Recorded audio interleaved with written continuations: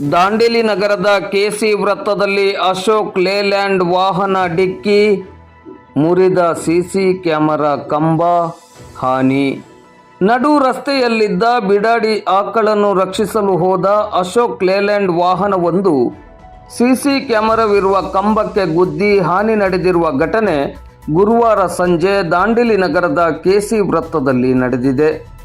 ಹಳಿಯಾಳ ರಸ್ತೆಯಿಂದ ಬಂದು ಬರ್ಚಿ ರಸ್ತೆಗೆ ತಿರುಗುವ ಸಂದರ್ಭದಲ್ಲಿ ಅಶೋಕ್ ಲೇಲ್ಯಾಂಡ್ ವಾಹನವೊಂದು ನಡು ರಸ್ತೆಯಲ್ಲಿದ್ದ ಬಿಡಾಡಿ ಆಕಳನ್ನು ರಕ್ಷಿಸಲು ಹೋಗಿ ಕೆಸಿ ವೃತ್ತದ ಹತ್ತಿರವಿದ್ದ ಸಿಸಿ ಕ್ಯಾಮೆರಾ ಅಳವಡಿಸಿರುವ ಕಂಬಕ್ಕೆ ಗುದ್ದಿ ಕಂಬ ಸೇರಿದಂತೆ ಸಿಸಿ ಕ್ಯಾಮೆರಾಕ್ಕೂ ಹಾನಿಯಾಗಿದೆ.